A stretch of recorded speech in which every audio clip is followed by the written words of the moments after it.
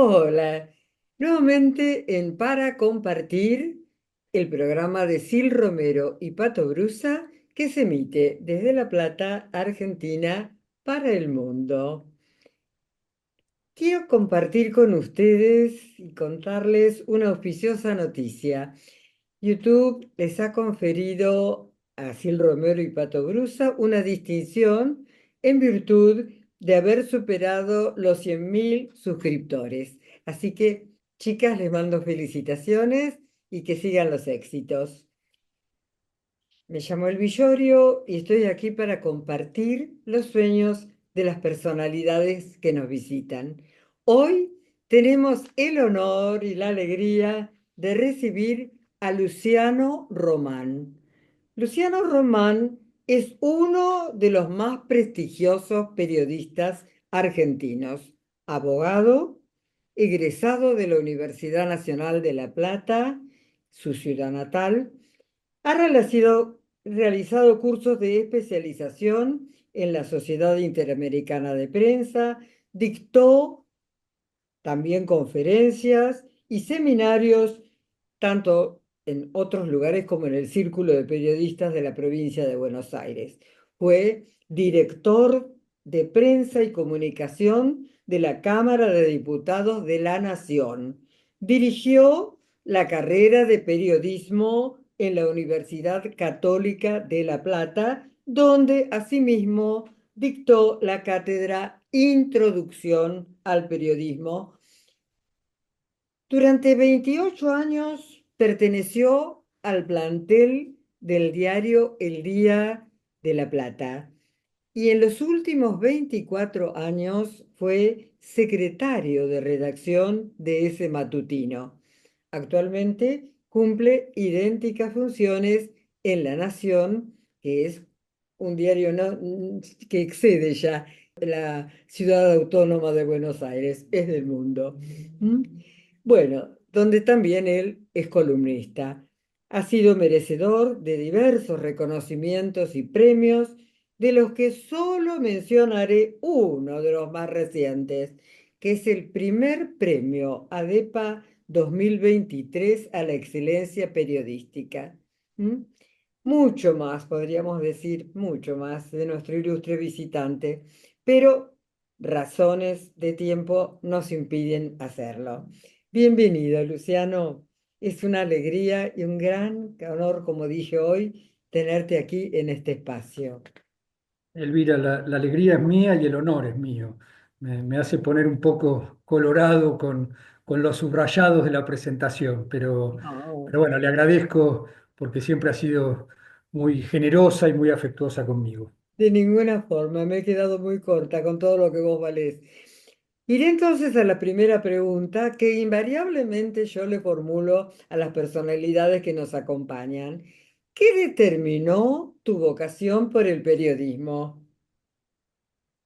Bueno, yo me encontré con el periodismo casi de casualidad y encontré en el periodismo una vocación y una pasión, ¿no? Que digo casi de casualidad porque yo venía de una familia de abogados, mi padre era abogado y desde muy chico creí natural seguir un poco por ese camino. Eh, yo pertenezco a una generación en la que el mandato paterno Ah, sí. tenía un peso gravitante todavía, de manera que no recuerdo haberme cuestionado la idea de estudiar derecho y de ser abogado.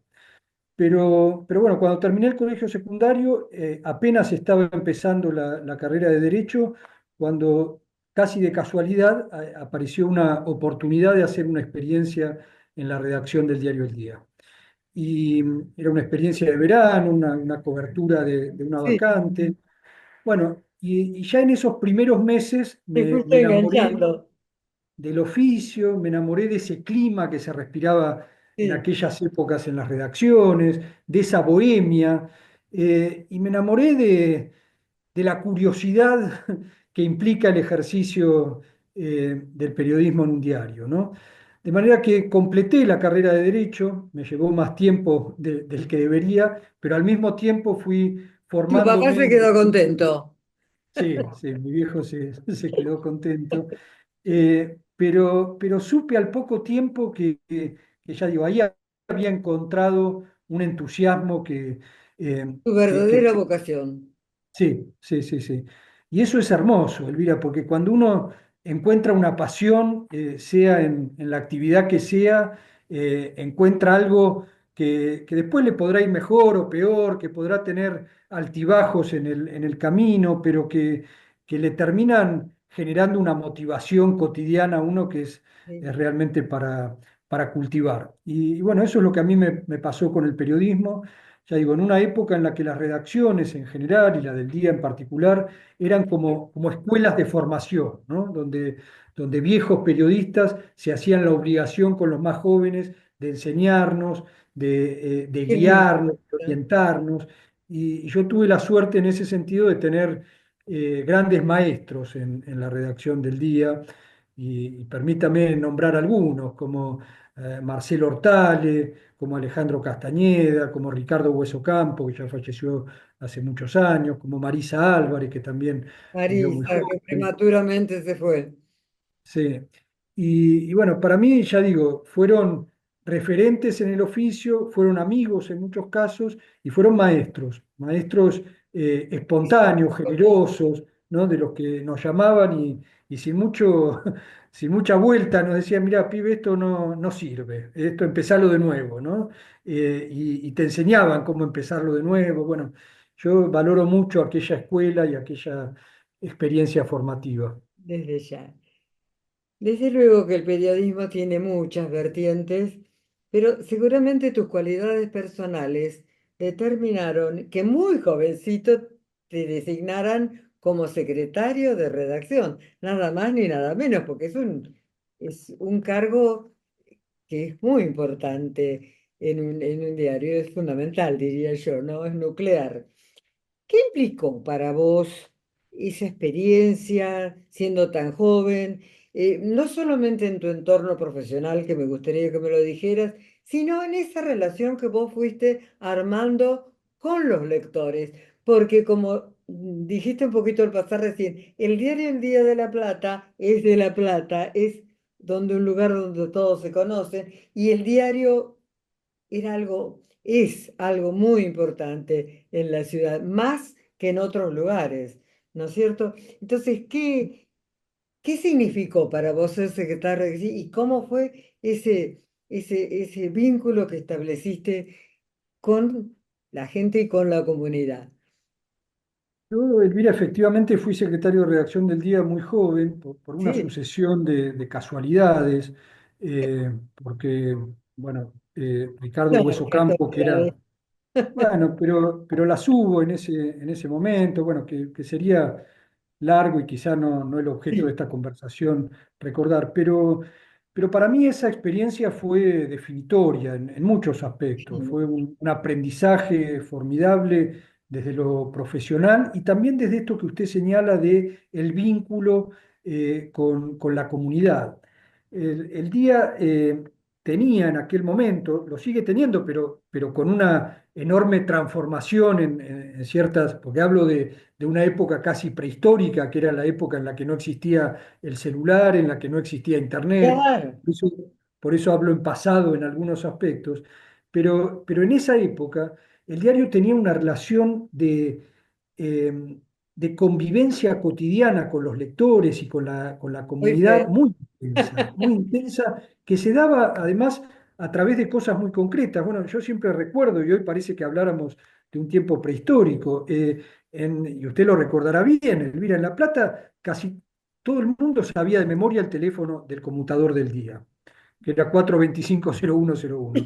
Y ante cualquier inquietud que surgía en una Es conversación de verdad. sobremesa, en una duda con la tarea escolar de los chicos, en una discusión sobre fútbol, sobre historia, Era como la sobre lo que enciclopedia fuera. británica, el diario del día. Pero la gente discaba el número del diario y preguntaba, Sí, es y esto cierto. generaba, o cualquier dificultad, se cortaba la luz, había un problema de un bache en la esquina, un problema con la recolección de residuos. La primera reacción natural que tenía un vecino de La Plata era llamar a la redacción del No, y día. además la respuesta que había del diario. Bueno, y el diario hacía toda una cultura de ese servicio, ¿no? Y de ser efectivamente un receptor y un buen gestor de esas consultas, de esos reclamos, de ese vehículo en el que el diario se convirtió a lo largo de décadas y décadas, ¿no?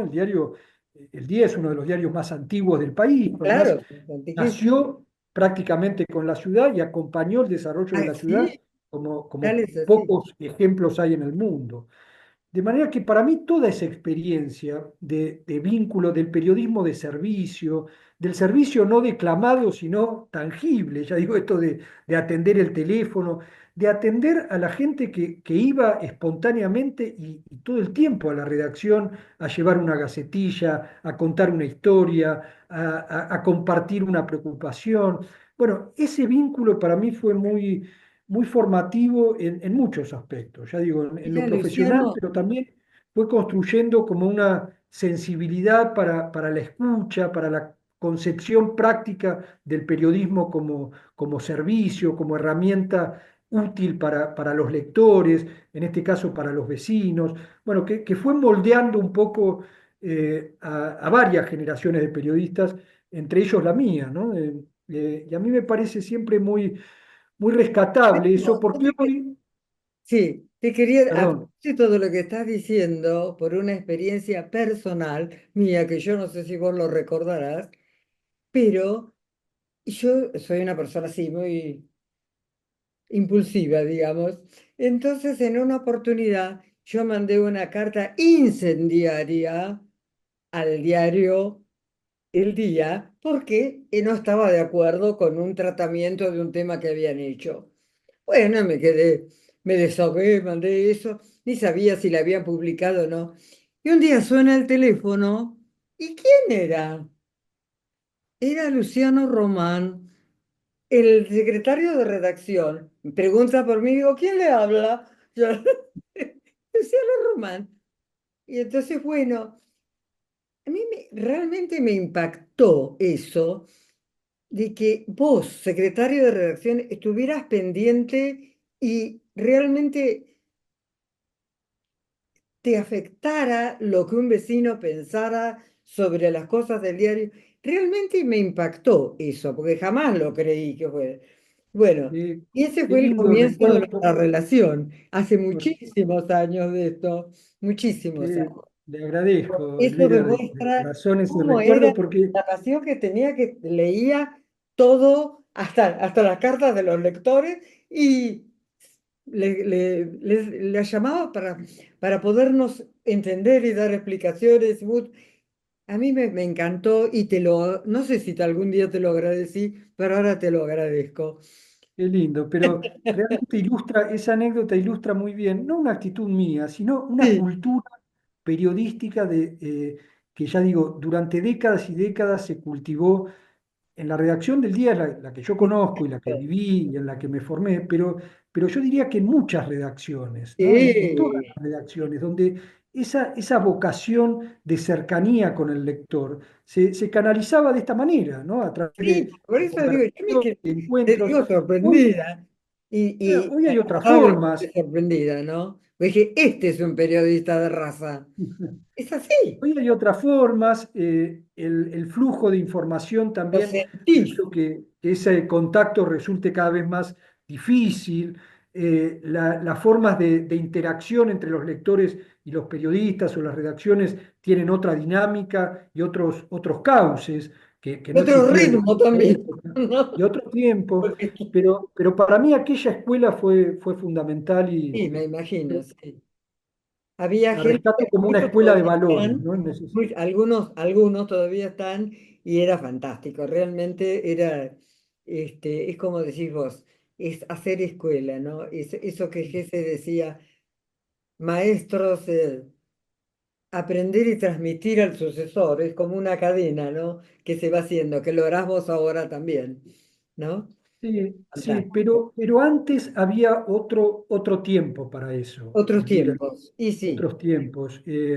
yo creo que en muchos ámbitos, ¿no? Yo hablo del En que mucho. conozco, Todo ha cambiado, sí, pero, pero evidentemente. usted lo habrá visto en otros espacios institucionales, inclusive donde Es esta verdad. idea de la transmisión de generaciones más grandes a generaciones más jóvenes, de la idea del aprendiz, del discípulo y el reconocimiento del otro como maestro, Ah, era todo tienes razón. una cultura, ¿no? Que se daba en las redacciones de los diarios, pero también se daba en los juzgados del Poder Judicial, se Sí, daba sí, en muchas fábricas, se daba todo, en todos los en muchas lugares. profesiones, ¿no? Donde yo me acuerdo también por la experiencia de mi padre, que me llevaba de chico a trabajar en el verano al estudio y los abogados que trabajan con él, Abel Román, gran gran bueno, profesional, muy y había recordado. entre los abogados de esa generación la idea de que había que enseñarles a los pibes, eh, Exacto. Sí, ¿no? sí, sí, sí. Y nos Era, mandaban a hacer los primeros palotes a tribunales igual, y a escribir a máquina las primeras cosas. Bueno, esa idea de enseñar el de oficio en transmitir muchos al que viene campos, de detrás, transmitir, ¿no? Claro. estaba muy arraigada, ¿no? La labor informativa del periodista en realidad trae aparejada como consecuencia inmediata un efecto formativo. Ya no me refiero en el ámbito del periodismo, sino con respecto a la comunidad toda.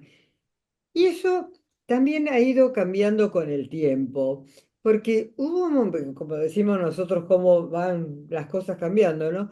Dice, hubo momentos en que la palabra que publicaban los medios era como sagrada, ¿no es cierto? Tenían altísimo nivel de aceptación y prácticamente era indubitable. Y ahora, en realidad, en las últimas décadas, esa credibilidad ha ido disminuyendo un poquito. ¿A qué lo atribuís vos a eso?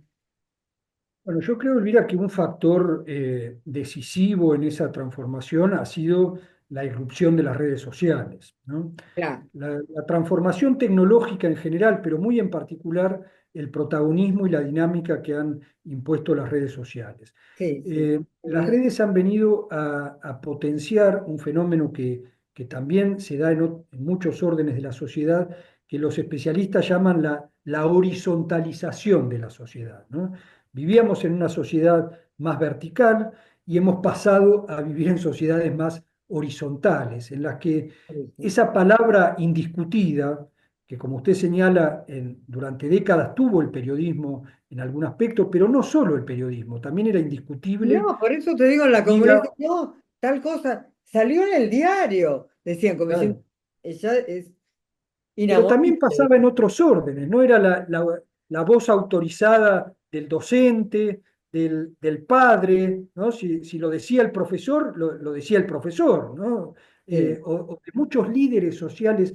Hoy esa autoridad está puesta cierto, en discusión, ¿no? es Por eso cierto. digo que hay un fenómeno de horizontalización mucho más amplio y más complejo que involucra naturalmente al periodismo, pero que no solamente se da en el periodismo. Ya digo, Sí, no en es tan muchos, sagrada la opinión de lo en que todos dijo los el diario, como tampoco es tan sagrada hoy la opinión de lo que dijo el maestro, de lo que dijo el cura, de lo que dijo el juez, ¿no? Todo hoy parece puesto en discusión que ahora todo se pone en duda.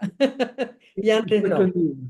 y antes Y no. esto tiene aspectos sin duda positivos en algunos aspectos y también muy negativos en otros, ¿no? Hemos perdido la noción de autoridad y de referencia profesional en Está muchos casos. claro.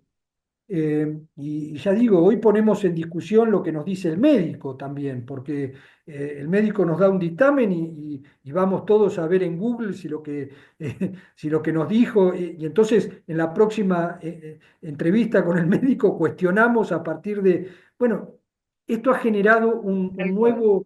eh, una nueva dinámica y nuevos roles en la Sí, comunicación sí. social y en la interacción social, ya digo, muy potenciado por las redes, muy potenciado por la era digital, por el Sí, alcance sí, sí, sí. de determinados Ha habido un conocimientos a cambio través de Internet, que drástico. muchas veces son engañosos, porque digo engañosos en este ejemplo. A veces creemos que por googlear una cosa de medicina podemos discutir de igual a igual con el médico, cuando esto, o que lo que nos responde Google o ahora el chat GPT es una voz tan confiable como la que nos aporta el profesor. Bueno, me parece que ahí entramos en un ecosistema complejo, pero, Exacto. pero que indudablemente involucra de manera muy directa al periodismo, cuya opinión, cuya voz en general hoy no tiene la credibilidad, no tiene el peso, no tiene la influencia No, que ya, tuvo en un ecosistema comunicacional previo a las redes, previo a Internet. Eh, ya digo, podemos verlo desde un prisma positivo, y yo creo que lo tiene. Esto ha generado una interacción, por ejemplo, en lo que mencionábamos antes, entre las audiencias y los medios, mucho más intensa, mucho más fluida. Hoy yo escribo un artículo y los lectores están opinando en tiempo real sobre el contenido de ese artículo, en sí, muchos casos con correcciones oportunas, con aportes de perspectivas y de opiniones distintas. Están como atentos y sí, fiscalizando sí, sí. todo un proceso que antes era mucho más dificultoso. Esto también, sí, claro. En lo que usted contaba, bueno, estaba en desacuerdo con un abordaje que el diario hacía, tenía que escribir una carta con todo lo que eso Claro, implicaba en términos de, eran bueno, y otros. esperar que esa carta Sí, tuviera una sí, sí, sí, respuesta. sí. Digo, ahora todo eso se produce Sí, con hay un una flujo de inmediatez en densidad, todo. y esto es positivo en muchos Es aspectos. positivo, en ciertos casos sí. Decime, También tiene Fernando, costados negativos, Ricardo, como que esa interacción en muchos casos se da de manera anónima, el claro, anonimato conspira contra cierta transparencia en la comunicación, cierta lealtad en ese intercambio. Bueno, es un fenómeno de enorme complejidad en el que yo creo que todos estamos aprendiendo, todos estamos evolucionando sobre la marcha, pero que una de las consecuencias que tiene es que esto que usted señala, que hoy claro, la voz, no solo diría yo la del periodismo, esté puesta en tela de juicio esto es todo el tiempo. especial. Yo te quería preguntar, porque vos has dictado varios años la cátedra de Introducción al Periodismo e incluso has escrito, tengo entendido, un libro sobre introducción al periodismo. ¿Nos podrías sintetizar algunos puntos básicos que nos mostraran en qué consiste esa propedéutica, qué aspectos comprende, cómo un hecho de pronto se transforma en noticia? A ver. Y yo, bueno, no lo tome como una corrección, pero lo del libro es exagerado. Escribí un manual de introducción al periodismo en la Universidad Católica, que intentaba esto de reunir algunas No, está ideas que les pudieran bien, ser útiles a perfecto. los estudiantes de primer año. Pero introducción al periodismo es una materia hermosa porque es la primera materia que abre la ventana Claro, al ejercicio práctico del oficio a aquellos estudiantes que se aventuran en el estudio de la carrera, ¿no? Y yo lo que intenté durante varios años que dicté esa carrera en la Universidad Católica, ahora lo hago de manera intermitente en la UADE, es transmitir algunos criterios de lo que es el es olfato, la mirada, la perspectiva periodística, ¿no? El periodismo yo suelo decir que es una forma disciplinada y orgánica de administrar la curiosidad, ¿no? Los periodistas somos exactamente. esencialmente sujetos curiosos, pero a Sí, esa curiosidad le tenemos que dar motivarlo. un cauce, una metodología, un sistema.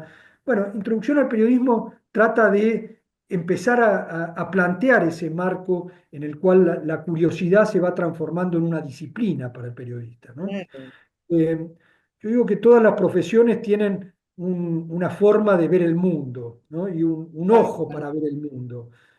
Seguramente usted como jurista tiene una cabeza normativa en la que inevitablemente termina encuadrando todas las No pasa cosas, por ¿no? No el tamiz. solamente, eh, claro, no solamente las específicas de la profesión, sino que uno termina mirando y juzgando al mundo a través de esa cabeza normativa en el caso de los sí, sí, sí, abogados, sí, de sí, ese sentido tal estético en el cual. caso de los arquitectos, de esa mentalidad racional y cartesiana de los ingenieros, Sí, ¿no? es Bueno, cierto. los médicos que tienen ese ojo clínico que les permite a partir de su formación evaluar. Bueno, y el periodismo tiene ese ojo periodístico, ¿no? Claro, y Que es le permite, omnicomprensivo, es muy sí, abarcativo, ¿no es cierto? Qué difícil es a los chicos de primer año poder darles ese pantallazo, ¿no? De lo que realmente es el periodismo. Debe ser difícil. yo Esa- siempre he tratado de que esa materia fuera como la primera semilla de este entusiasmo por el periodismo, ¿no? Entonces, tratar de transmitir esa pasión, tratar de transmitir esta sensibilidad del periodista que empieza a ver el mundo de una manera particular. Y yo diría, bueno, ¿cuál sería esa forma de ver el mundo? De verlo a través de ojos de interrogación y de asombro, ¿no?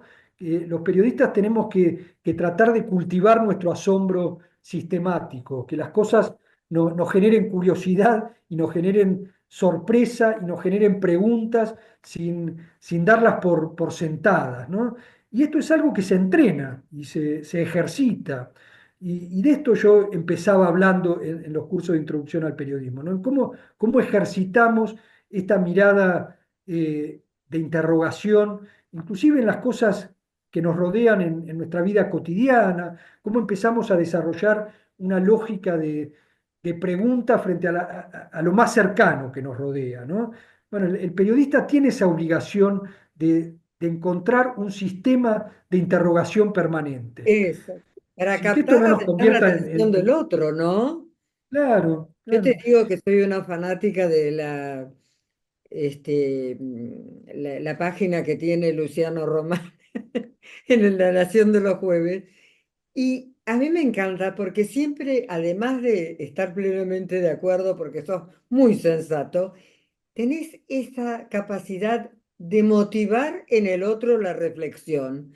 Y eso para mí es vital, ¿no? Porque si vos te hacen una descripción, te dan su opinión, pero no, vos motivás en el otro hasta que piense distinto de vos. No importa, no es que le querés imponer tu criterio. Abrís un panorama y eso para mí es lo más importante del periodismo, ¿no?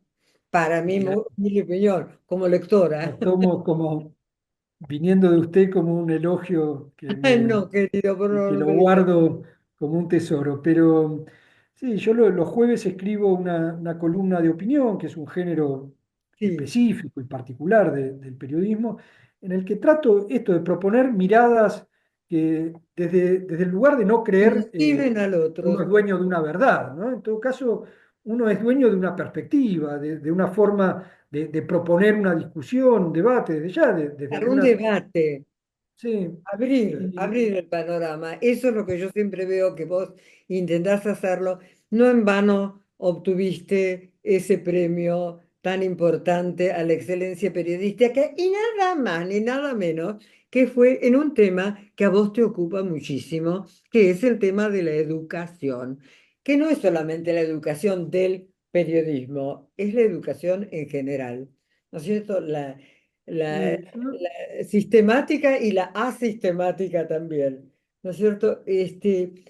Me encantó a mí todo lo que vos siempre escribís sobre educación, porque es la base, es el principio y es el fin de todo, en realidad, ¿no es cierto? seguro. Eh, Se necesita un cambio, vos lo has dicho en materia educativa. Ahora, yo no sé si eso es coyuntural o es una cosa permanente que a medida que va cambiando la humanidad o que ha ido cambiando, siempre se ha ido precisando ese cambio en las distintas áreas. ¿Cómo lo ves vos? Seguro.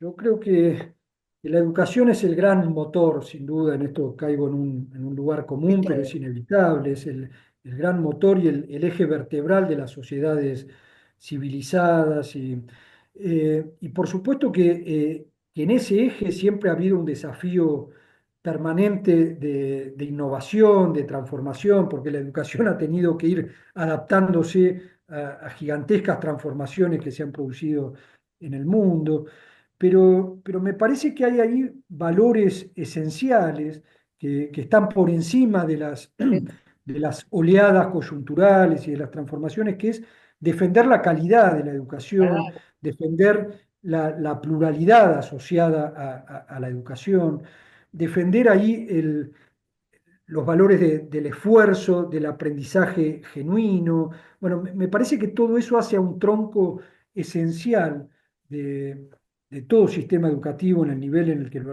Mira, analicemos. justamente a mí Y- me llamó mucho la atención un reportaje que vos le hiciste a una egregia educacionista, Guillermina Tiramonti, ¿no es cierto? Y mm, ahí, además de quedar en claro la necesidad de cambio de la que estábamos hablando recién, era también encontrar un punto de encuentro en lo que el otro que vos decías, los desafíos de la era digital y compatibilizarlos con lo otro. Es decir, no quedarnos aprisionados en todo lo que la inteligencia artificial y todo lo demás puede ser, al contrario, que sea una herramienta. ¿Cómo ves eso? yo Vos, creo que ¿cómo ahí, mira, sobre hay un todo en el desafío periodismo, ¿no? fundamental en muchas áreas, que es cómo combinamos o conciliamos las enormes exigencias de la modernidad, digamos, que en muchos aspectos van arrasando con modelos preconcebidos y con modelos que funcionaron durante décadas y décadas, y hoy tenemos Sí, que replantearlos, adaptarlos, flexibilizarlos. Esto pasa en la escuela, pasa en las redacciones de los diarios, pasa en el ámbito profesional en el que nos querramos sí. detener, pero ¿cómo lo conciliamos con valores que hacen a la esencia de esos ámbitos? ¿No? En el Eso caso de la educación, yo digo, bueno, tenemos que incorporar sin duda las nuevas herramientas y tenemos que actualizar los programas de estudio, tanto en el nivel medio como en la primaria y en la universidad, y tenemos que hacerle lugar a los debates del futuro, del presente y del futuro, como la inteligencia artificial, los algoritmos, el- la revolución digital. Pero digo, ¿cómo hacemos que esto no se lleve puesto a lo que son los valores absolutamente fundantes de la escuela y de la claro, y son universidad, como inamovibles. sí, inamovibles Determinados que valores. están por encima de los avatares coyunturales, que son esto, la convivencia, la calidad, la búsqueda de excelencia, el esfuerzo, la exigencia, La ¿no? Estas búsqueda de cosas la que, verdad bueno, el apego a la verdad, esto que parece obvio, pero que sin embargo, parece obvio, eh, pero no lo es. cuando lo miramos en perspectiva, vemos que en esos valores se ha retrocedido mucho en el sistema educativo Mucho, argentino. y Y me lamentablemente parece que ahí hay como un foco en el que tenemos que prestar atención los periodistas, los docentes, los todos. padres, involucrarnos todos como actores que somos de ese sistema, Sí, porque sí, sí, el porque la sistema educación educativo no no es es solamente una la cuestión, que la sistemática de las aulas. La educación comprende un ámbito mucho más amplio, se da en todos seguro, los órdenes de la vida, ¿no es cierto? Y es seguro, seguro. especial. A mí me encantó la lucidez y la sensatez que tenía esta educacionista, ¿no? Fantástico. Muy Es una voz súper interesante y súper autorizada, Guillermina Tiramonti, y además habla con experiencia porque ha sido maestra de claro. escuela, ha Ella sido ha vivido profesora, otras ha épocas sido también. académica, pedagoga, y habla sin pelos en la lengua y con una claridad en un ámbito donde la jerga muchas veces suele colonizar el debate y el lenguaje. En el caso de ella habla con mucha claridad y con mucha valentía, me parece, y a la vez sencillez. Sí, Vale la no, pena escucharla y leerla, sí, sí, sí, sí. sí, fantástico. Yo digo, a veces en este tema, ¿no parece que estuviera fermentando una especie de cuestionamiento en las formas autoritarias de educación que, por ejemplo, pretenden imponer en qué creer o en qué pensar? No te enseñan a pensar, ¿no? Ese es un defecto muy grave que se está arraigando mucho, no solamente entre nosotros, sino en muchos lugares. Y Sí. hay un principio de, yo diría, de comodidad, una cierta zona de confort falsa, en donde, bueno, te dan siempre las cosas predigeridas, qué sé yo, y cada día se va circunscribiendo esa facultad de pensar, nada más ni nada menos. Muy bien. Erradamente, como sea, pero pensar por nosotros mismos, ¿no es cierto? Y bueno, no es el tema, no es nuevo, ¿no? Yo siempre me encanta Descartes y digo que él cómo cuestionó el criterio de esa autoridad que no era autoridad, sino que era autoritarismo, que yo creo que son dos cosas diferentes que habría pero que distinguir, ¿no? Y bueno, y pasaron los siglos y creo que no hemos avanzado mucho. Ha habido avances y retrocesos, pero en realidad todavía estamos en esa discusión de cómo encontramos el equilibrio. No como antes, que hasta se aceptaba que le pegaran un cachetazo a un chico, qué sé yo, la, la- la violencia física que se... Pero ahora se vamos al caso contrario, que un chico va y le pega un bofetón a un profesor. Entonces, ¿cómo eh, hacemos para buscar encontrar ese equilibrio? Que haya autoridad sin autoritarismo, que haya disciplina sin privación ¿cómo se hace, no? Qué yo difícil. creo, por supuesto, no tengo la respuesta, No, pero desde mi perspectiva periodística creo que lo que tenemos que insistir mucho es en el debate sobre estas en el cosas debate. Bueno, y vos lo y dijiste la muy bien. La conversación sobre esto. universidad se debe un amplio debate. Lo dijiste de la universidad. En Sí, realidad sí. es en todas las ramas. Sí, yo creo que ahí tenemos un enorme Sí. déficit y un enorme progreso por hacer. Mira, a mí me parece que la educación en general, pero también lo pongo en una perspectiva más amplia, el sistema de convivencia, Es ¿no? Requiere una enorme discusión, una enorme autocrítica y una gran conversación eh, pública sobre esto. Yo creo que tenemos ahí un rol los periodistas, tienen un rol enorme los docentes, tienen un rol enorme los padres, de construir mecanismos de diálogo, de construir esta conversación que puede parecer, dicha así, un concepto abstracto, pero que se teje en ámbitos concretos y cotidianos. En la escuela es fundamental el diálogo entre los padres y los docentes, entre los docentes y los estudiantes, entre los propios docentes. De ese diálogo surgen criterios, normas, reglas de convivencia a las cuales la institución se va subordinando. Bueno, me parece que en esa conversación es donde tenemos que hacer un esfuerzo y un Estás progreso. hablando de una oportunidad del deterioro de la conversación. Bueno, yo creo que en eso estamos como muy Creo que rezagados, tienes mucha muy en razón. deuda con nosotros mismos. Creo que la conversación y el diálogo se han ido deteriorando en la vida pública y en la vida institucional de la Argentina.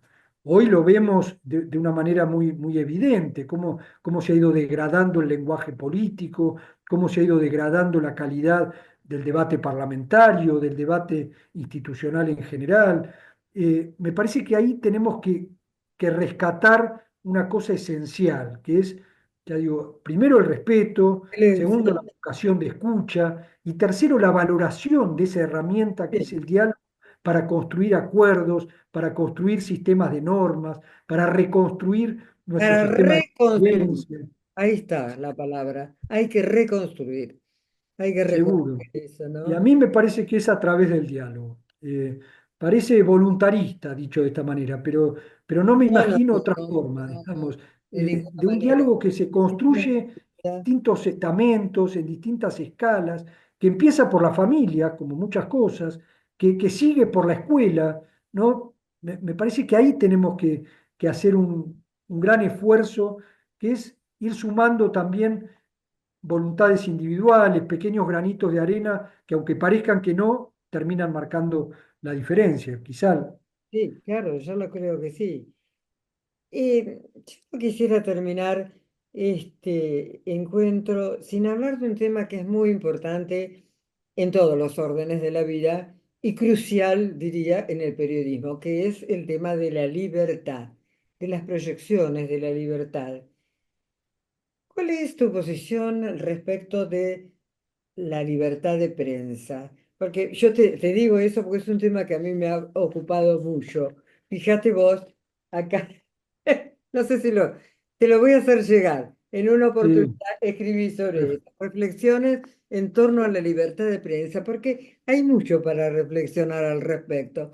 ¿Cuál me es tu interesa, me respecto? interesa mucho leer ese material, pero No, yo creo, Elvira, no digo en esto nada nada nuevo, por supuesto, pero la libertad de prensa es un Baluarte. componente absolutamente fundamental y vertebral de cualquier sistema democrático. No hay democracia sin libertad de prensa.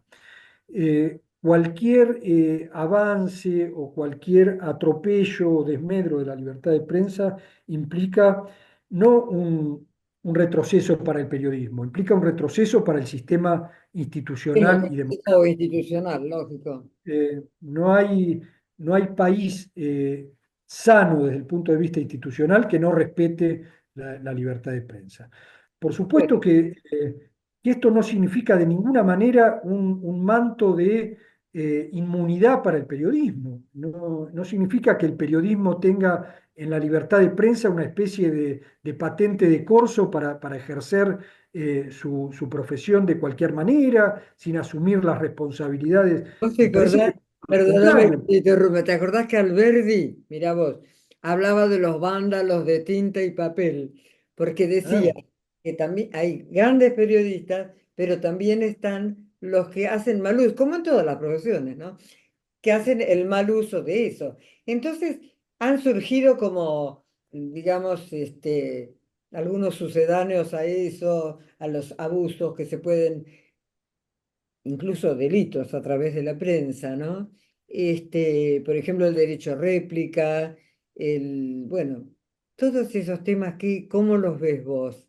Porque han no, sido yo creo que muy debatidos, muy ahí debatidos. hay un debate muy rico para dar. Yo creo que en principio las regulaciones que intentan acotar determinados márgenes son siempre peligrosas, Sean pero me peligrosos. parece que hay muchas que pueden ser debatibles y que está muy bien discutirlas en un contexto de amplitud, en un contexto de buena fe y de respeto a estos valores esenciales del sistema republicano. Eh, pero creo que tenemos que defender la libertad de prensa, ya digo, no como un derecho de los periodistas. Me parece que ahí hay un mal encuadre, sino como Claro, un ingrediente derecho a la esencial. información, digamos, ¿no? Exacto, Derecho a eh, informar y el derecho al que recepta esa información. seguro.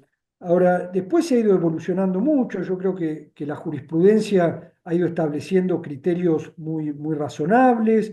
La doctrina de la real La malicia milicia. eh, es una ¿Cómo lo doctrina ves a eso? Porque acá no evolucionada. fue aplicada muy, ¿no? Sí, sí, bueno, Y en que realidad es una creación de Estados Unidos, ¿no? Para que... seguro, pero que intenta, digamos, a trazo grueso, fijar una distinción esencial entre la buena y la mala fe, digamos, ¿no? Entre el error y la deslealtad o la manipulación deliberada de una información. Bueno, me parece que ahí se ha trazado un rumbo jurisprudencial muy interesante que surge en los Estados Unidos, pero que se ha ido incorporando en casi Sí, todos se ha los incorporado. sistemas normativos eh, democráticos.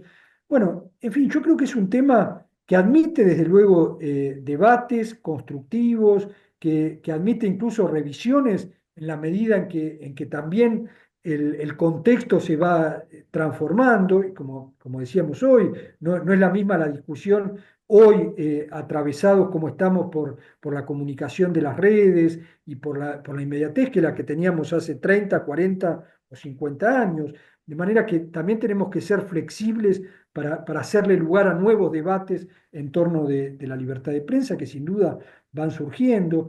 Pero a mí un poco y volviendo al principio de esta hermosa conversación, a mi escuela y a mi formación en aquellos principios de las redacciones de los diarios, bueno, me parece que la defensa de la libertad de prensa es la defensa de un valor fundamental, ya digo, no en defensa de los periodistas, que tenemos que ser responsables, que Desde tenemos luego. que hacernos cargo de lo que decimos, que no tenemos que encontrar un derecho en el cual ampararnos para distorsionar las cosas, sino me parece que la libertad de prensa hace, como decía, a la esencia, y esto más con cabeza de lo que estudié en la Facultad de Derecho que lo que aprendí en el oficio periodístico, a una cuestión esencial del sistema institucional y republicano, ¿no? Sí, desde luego. Lo que pasa es que a veces prevalece más el afán del rating, por ejemplo, y se deforma la información.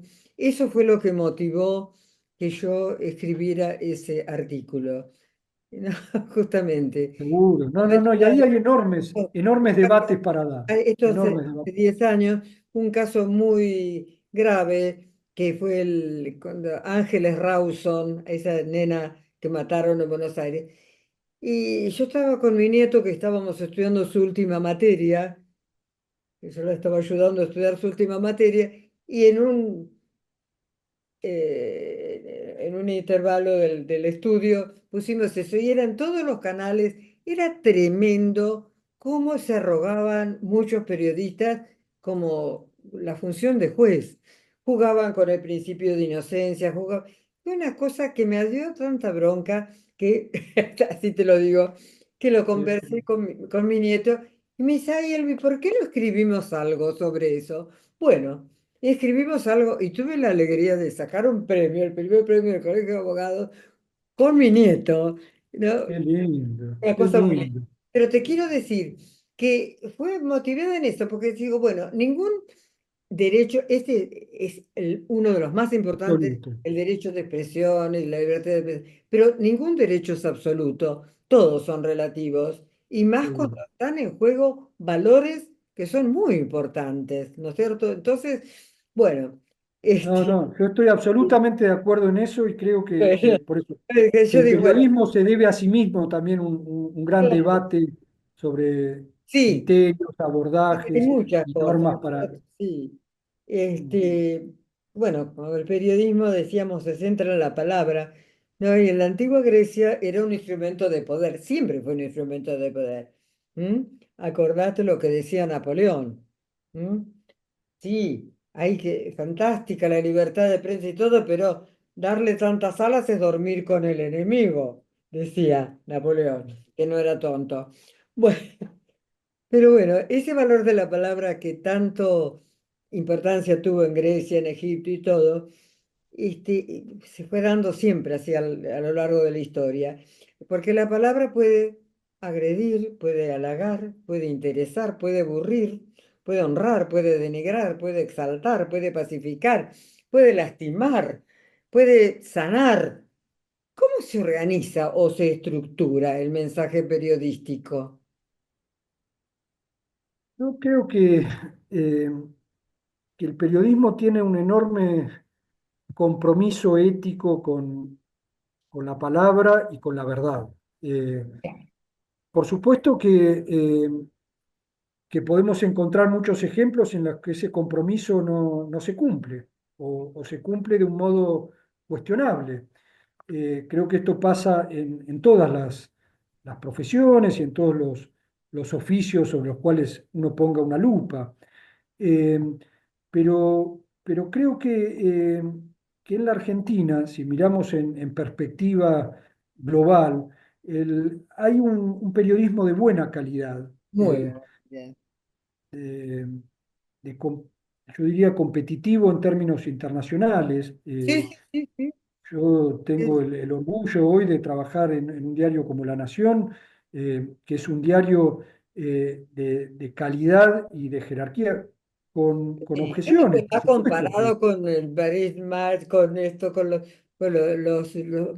importantes de Estados Unidos, está en ese seguro. nivel. Sí, sí, Hoy sí. te decía, es un Y nivel esto, internacional.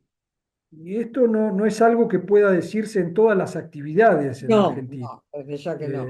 Hay otros Lamentablemente. ámbitos en los que estamos mucho más rezagados, otros en los que estamos realmente en niveles competitivos, pero, pero bueno, me parece que digo eso como para rescatar que así como hay muchas expresiones del periodismo que han ido eh, cayendo en cierta degradación, y esto tenemos que reconocerlo, Sí, también se sostienen bolsones importantes de periodismo de alta calidad en la Argentina. sí, Eh, el hay. periodismo de calidad es el periodismo que conserva ese compromiso ético con la palabra y con la verdad.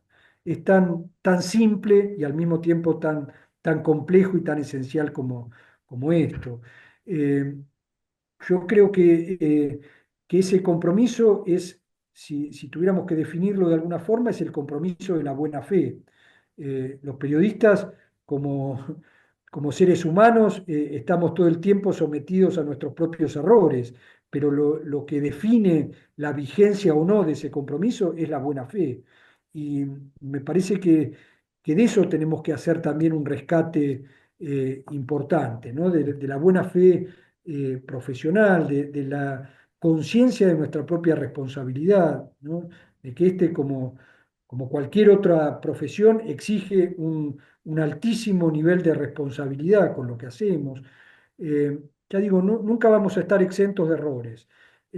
Inclusive, hasta podríamos decir que es un oficio que por sus propias características está más expuesto que otros al Desde error, ya, desde ya, por ya. por la Es decir, velocidad, por la por inmediatez. un lado tiene eh, mucho poder y por otro lado tiene mucha exposición también.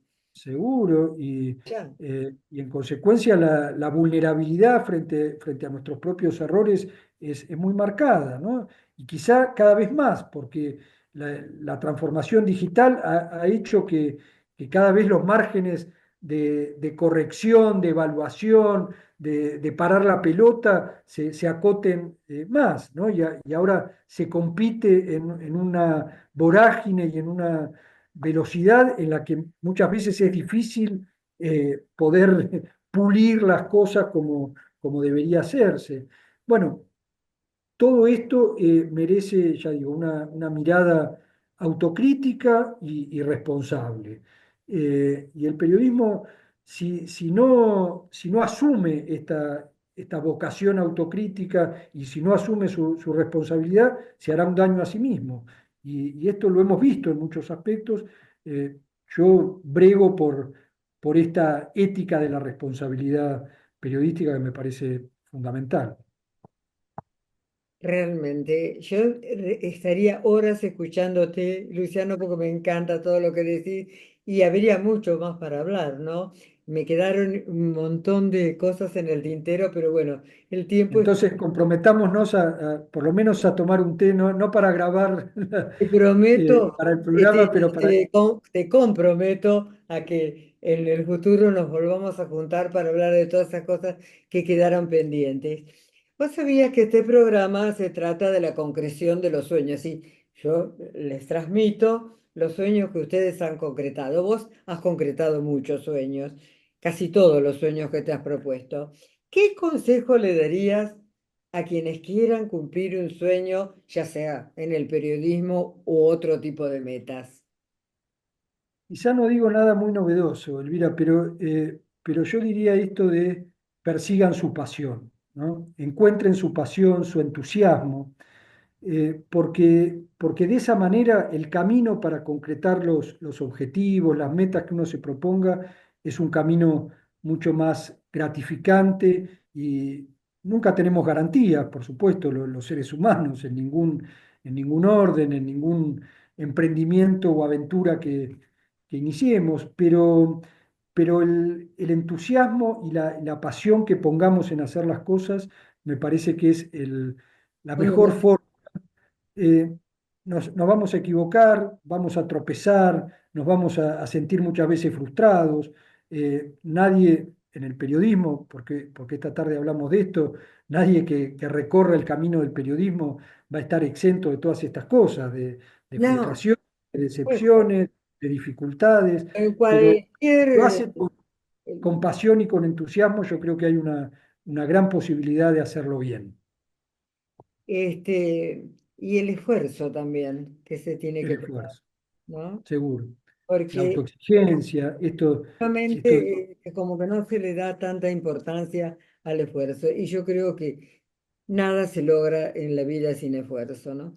seguro. Cuando vos hablabas de la pasión, yo me acordaba esa frase que yo siempre les decía a mis alumnos en la facultad, una frase de Ortega y Gasset, que es muy simple y que dice que aquel que reniega de su vocación se torna en un desertor de su propio destino.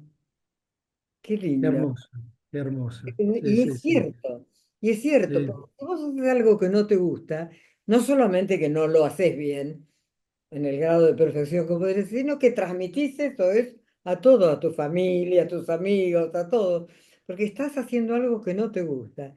Así que qué importante es saber encontrar en qué apasionarnos y trabajar por Seguro, eso. seguro.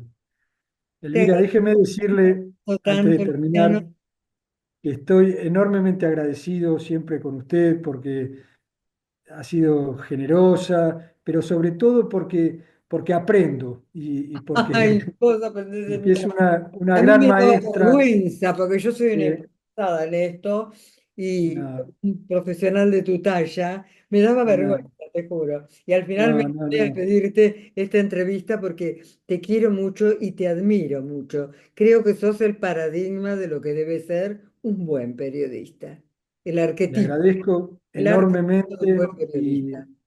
y el cariño y la admiración son recíprocos. Bueno, querido, será hasta muy pronto. Le Gracias. mando un gran abrazo, un Te gran agradezco, abrazo. Muchísimas gracias. querido. Hasta pronto.